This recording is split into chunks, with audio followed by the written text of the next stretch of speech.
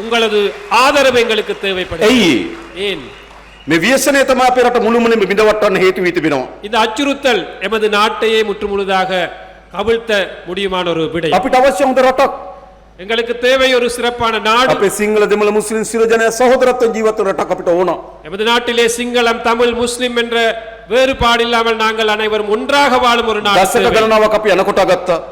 பல தசாப்தங்களாக நாங்கள் දශක ගණනාවක් අපි අතර සැකයෙන් වෛරයෙන් ක්‍රෝධයෙන් ජීවත් වුණා. பல தசாப்தங்களாக நாங்கள் சந்தேகத்தால் මොනවද අපිට ලැබුණේ? என்னது எங்களுக்கு மிஞ்சியது? යුද්ධ තිබුණා. யுத்தம் இருந்தது, ගැටුම් තිබුණා. முருகல் நிலை இருந்தது, උතුරේ දකුණේ දෙමව්පියන්ගේ දරුවා හිමි වුණා. வடக்கில் தெற்கில் பிள்ளைகள் அழிந்தன. எமது பெற்றோர்கள். මොකද අවසන් ප්‍රතිඵලය? என்னது இறுதியான பெருபேறு? දරුවා හිමි දෙමව්පියන්, பிள்ளைகள் இல்லாத பெற்றோர்கள், නිවාසා හිමි පවුල්, வீடுகள் இல்லாத குடும்பம், ස්වාමියා හිමි බිරින්දෑවරුන්, கணவர் இல்லாத மனைவிமார்கள். අවසන් ශේෂපත්‍ර මහ ව්‍යසනයක්.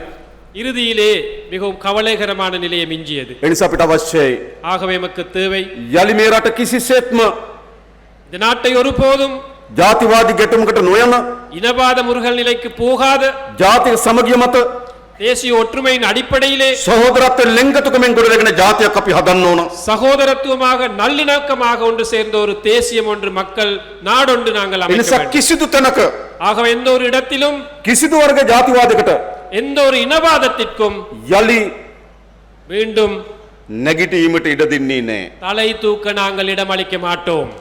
මා දන්නවා තැනින් තැන ජාතිවාදී පොඩි ගුලි කරකිනවා. ஆனால் ஒரு சில இடங்களிலே இனவாத சம்பவங்கள் நடக்கின்றன. පූජා භූමියක් කේන්ද්‍ර කරගෙන ගැටුම් පවතිනවා. ஒரு புனித ஸ்தலத்தை அடிப்படையாக கொண்ட முருகல் நிலைகள் ஏற்படுகின்றன. පෝයට සිල් ගන්න பௌர்ணமி அன்று அந்த சில்லெடுக்கும் பௌத்த ශ්‍රීමා மத බෝධින් වහන්සේ පහු කරලා යාපනයට එනවා. திரிமாபோதி அந்த புனித ஸ்தலத்தை கடந்து யாழ்ப்பாணத்துக்கு வந்திருக்கின்றார். එතන සීලය නෙවෙයි අපි හාමුදුරුවෝ එතන තියෙන වෛරය. அந்த இடத்தில் கூட பகை வைராக்கியம் தான் காணப்படுகின்றன. නැත්තම් පන්සල් පූජනීය ස්ථාන විශාල ප්‍රමාණයක් පහු කරලා යාපනය එක තැනකට එනවා සිල් ගන්න. සීලය වෙනුවෙන් නෙවෙයි වෛරය වෙනුවෙන්. ஆகவே சில நேரங்களிலே அந்த தென்பகுதியில் இருக்கும் விகாரைகளை கடந்து சில பௌத்தர்கள் இங்கே வருகின்றார்கள். அந்த வடக்க ஸ்தலங்களை செய்வதற்கு, அந்த தழுவல்கள் செய்வதற்கு. ඒ වගේම සෑම දිනයකම ගිහිල්ලා සෑම පොයකටම ගිහිල්ලා පන්සල ගාව වට වෙනවා. ஆகவே அனைத்து பௌர்ணமி தினமும் இங்கு இருக்கும் இந்த பன்சலையில் அல்லது விகாரையிலே ஒன்று கூடுகிறார்கள். ඉඩම් වෙනුවෙන් නෙවෙයි ජාතිවාදී වෙනුවෙන්. காணிக்காக அல்லது இனவாத அடிப்படையிலே. මා අපේ බුද්ධ්‍යංශ වලට කිව්වා හොයලා බලන්න කියලා. ඒ හැම පොයටම ඇවිල්ලා එතන කෑ ගහන අය කාගේ හරි ඉඩමක් එතන තියෙනවද කියලා.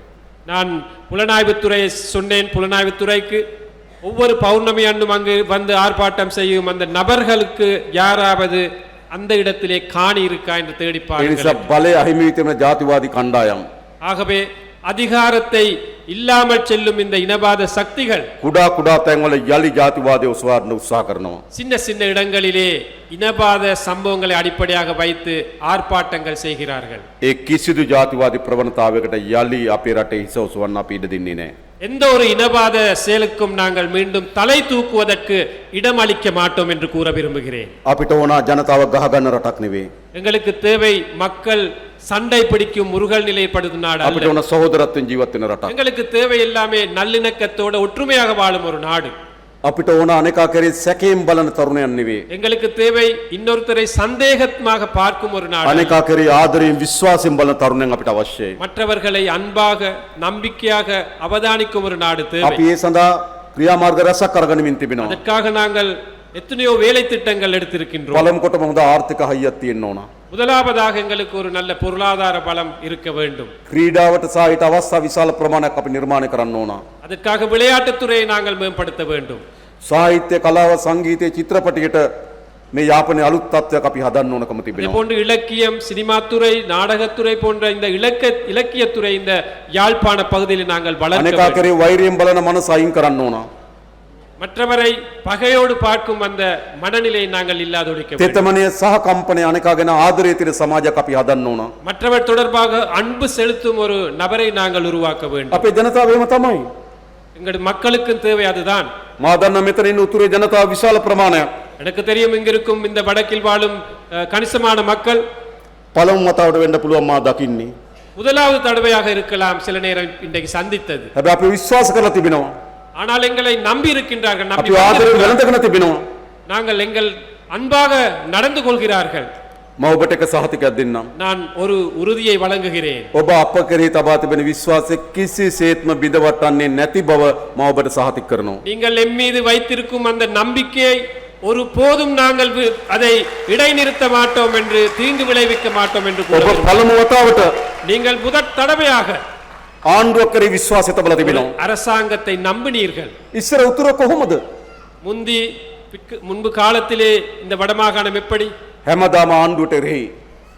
இந்த நாளும் அரசாங்கத்துக்கு எதிராகத்தான் මොකද්ද செயல்பட்டார். යාපනයේ තිබුණු මතය?